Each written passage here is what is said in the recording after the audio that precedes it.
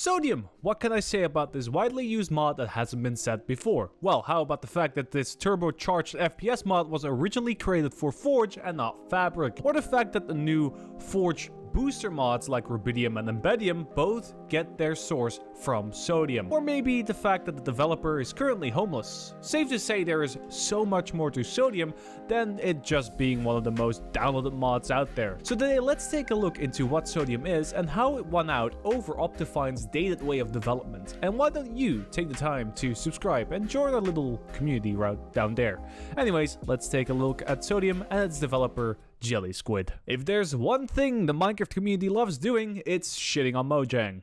But if there's two things this community likes doing, it's shitting on Mojang and complaining about performance. And to be honest, that last one has its merits. Years of just rushing updates out the door without consideration for future plans has led to abhorrent performance compared to even base mod loaders or even Bedrock. Though recently, there have been improvements, but for many of us, this is simply not enough to run our silly little block game. The name OptiFine will be forever ingrained into our minds as the savior. Though as explained in this video, this has become somewhat dubious as of late. In a nutshell, on modern versions, it doesn't improve the game that much and it can conflict with other mods and outright crash your game. But for some, the most important issue is that OptiFine doesn't run on Fabric. And while yes, technically, actually, you could get it running with OptiFabric, but why don't you just use today's subject, Sodium, created by Jelly Squid and now is maintained by IMS from the Iris project. And it's not a lie that it's the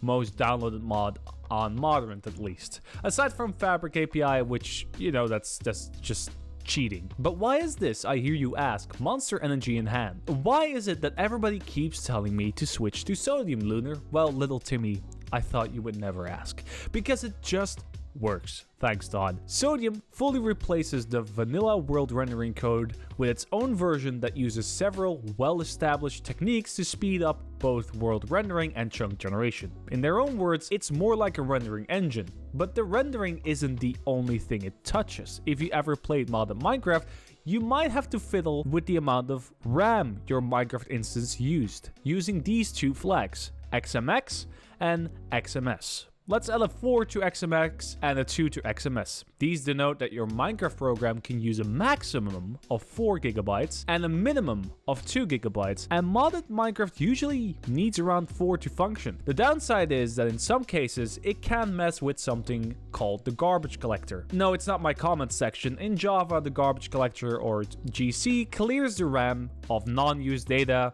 so it can be used by new data.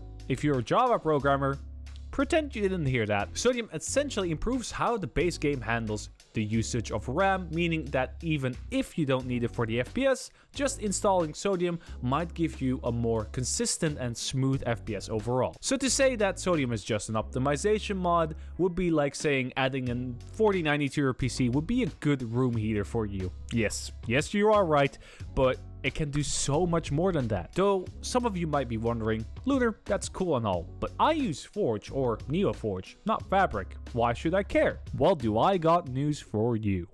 Sodium is already on Forge. If you go to their GitHub page and check for 1.21/0.6 multiloader, you will see that these versions of Sodium are built to run on Forge and Neoforge. Actually, did you know that according to Jelly Squid themselves, Sodium was originally going to be a Forge mod from the very beginning, but due to the less than welcoming nature of Forge at the time, Jelly said, screw it, and made a mod for the newly released Fabric loader instead. But you can already enjoy Sodium's hard work on Forge using either Rubidium or Embedium, though these have their own issues. Rubidium seems to be at an abandoned or decrepit state in favor of Embedium, and Embedium isn't a really good port. Now hold on, I didn't say it was badly written. I'm just saying that according to who you ask, Embedium is a bit of a hostile fork.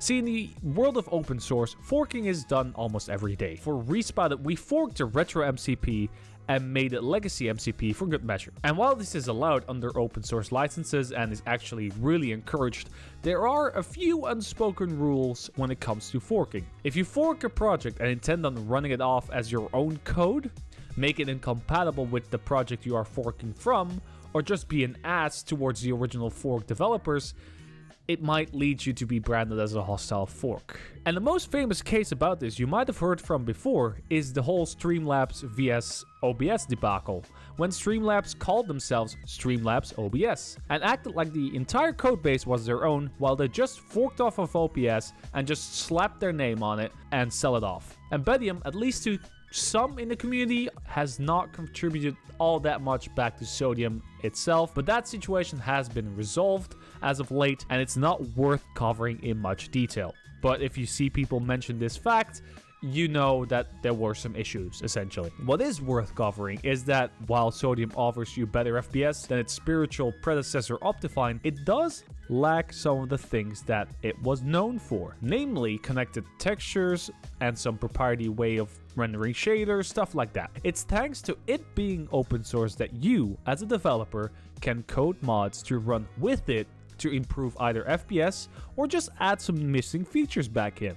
The only downside that I've seen a lot of people complain about, rightfully so, is that there's no version for 1.8 or even anything below 1.16.1, as Fabric never existed back then. And while you could just say to those people, just update the newest version, bro, I understand that some people still want to play those versions. Even Mojang knows these players exist and account for them. So for these people, OptiFine is and will likely remain a mainstay until someone ports this over to like previous versions. But before we conclude today's video, it's time to get a little bit serious for a moment. I'd like to inform you of the current state of Jelly Squid, the developer of this rather amazing mod.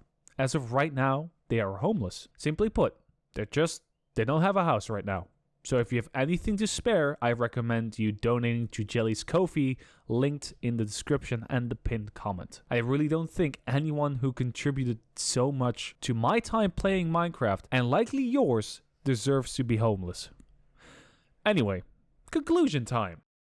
From originally starting as a Forge mod to being one of the driving forces behind Fabric's claim to fame as being the best way to run Minecraft at a decent FPS, I don't think it's a big stretch to say that Sodium is still a driving force in modded Minecraft, or at least a good step forwards for a lot of projects. Thanks again to the simple fact that it's open source. Something that OptiFine could learn from. Either way, I think Sodium, and by extent Jelly Squid and IMS, have made a lasting impact on the timeline of Minecraft. And to them, hats off, you wizards of code. Now I go back to my winter sleep. So I was Lunar, you were very awesome, and I promise I won't disappear again.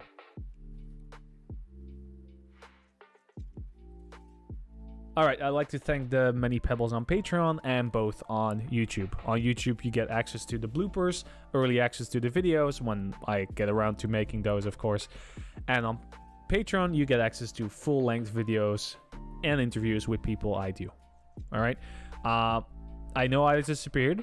For the people who are Pebbles right now or are donators or any kind, you can just DM me on Discord to get a refund for this month, as there wasn't much content right now.